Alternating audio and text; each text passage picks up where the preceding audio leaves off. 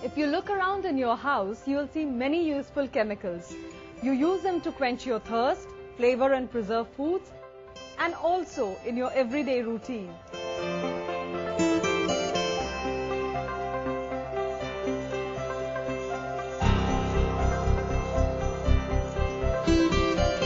I'm sure you all have encountered these products, but did you know they all have something in common? What's that? Let's find out.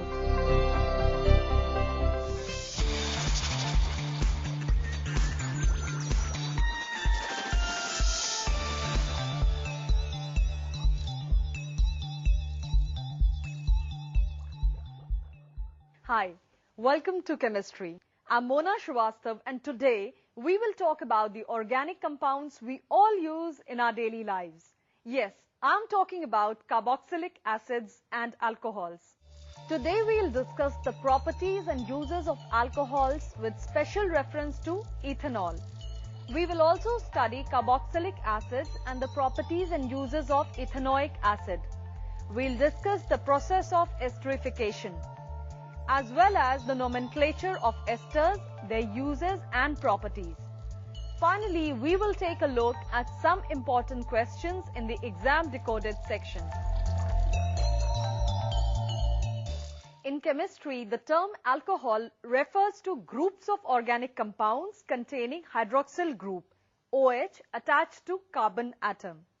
Compounds like methanol, ethanol, propanol, butanol are some common examples of alcohols, which means that all these compounds belong to the alcohol homologous series.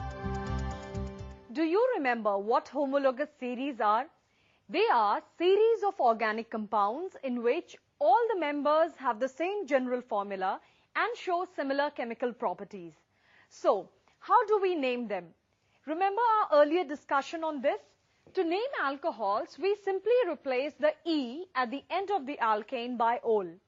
Let me refresh your memory with an example. Methane minus E is equal to methane plus ol, methanol. Methanol is very toxic and its consumption, even in small quantities, can lead to blindness, liver failure and death. Ethanol is a consumable alcohol used in alcoholic drinks such as wine and beer. Dilute ethanol is consumable in moderate amounts, but pure ethanol or absolute ethanol is poisonous. Ethanol has several uses. Due to its low freezing point, ethanol is used as the fluid in thermometers for temperatures below minus 40 degrees centigrade, which is the freezing point of mercury.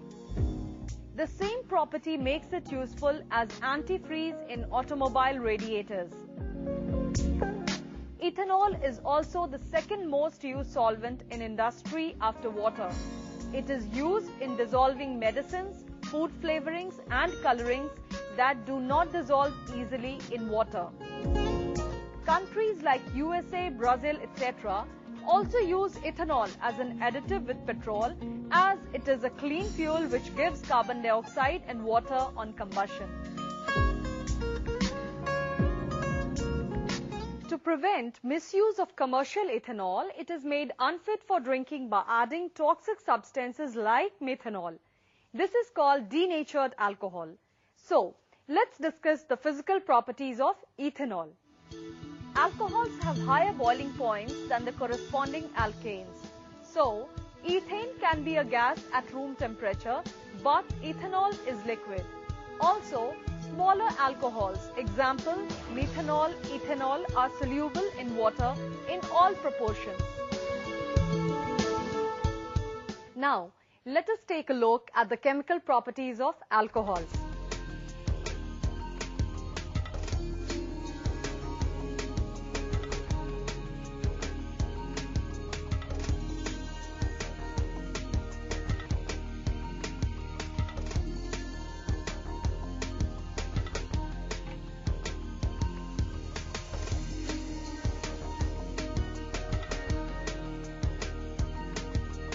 Alcohols are neutral to litmus.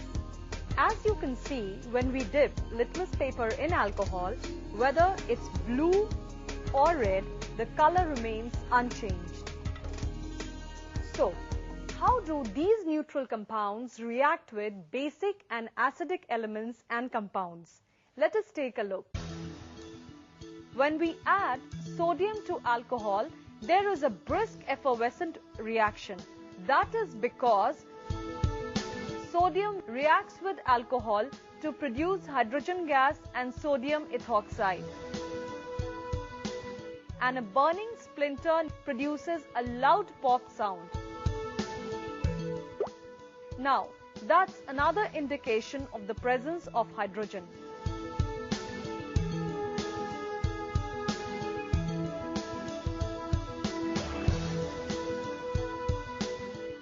So, how do alcohols react with acids? Well, when ethanol reacts with concentrated sulfuric acid, the acid behaves like a dehydrating agent and removes the water molecule from it. Now, let's see what happens when alcohols undergo combustion. Alcohols burn in oxygen to give carbon dioxide and water and release large amounts of energy, and that makes them great fuels. Alcohols react in the presence of oxidizing agents, that is, substances which donate oxygen and oxidize to carboxylic acids. If we heat ethanol with alkaline potassium permanganate solution or acidified potassium dichromate solution, for example, it gets oxidized to ethanoic acid. So, we learned that alcohols can be oxidized to get carboxylic acids. So, what are carboxylic acids? As we discuss them, you will realize just how familiar you are with these acids. They are organic compounds containing carboxyl group, COOH, as the functional group. Just like in alcohols, to name these compounds, we replace the E at the end of the alkane by oic acid. So, they are called alkanoic acids. According to IUPAC rules, the prefix depends on the number of carbon atoms. So, we have acids like methanoic acid or ethanoic acid, propanoic acid, and so on. To understand the nomenclature of acids and alcohols better, you can log on to topperlearning.com. Well, that's a lot of learning. So, let's take a short break, but keep thinking. I have a question for you. Which carboxylic acid is found in the sting of ants? Do stay tuned. I'll see you after the break with the answer.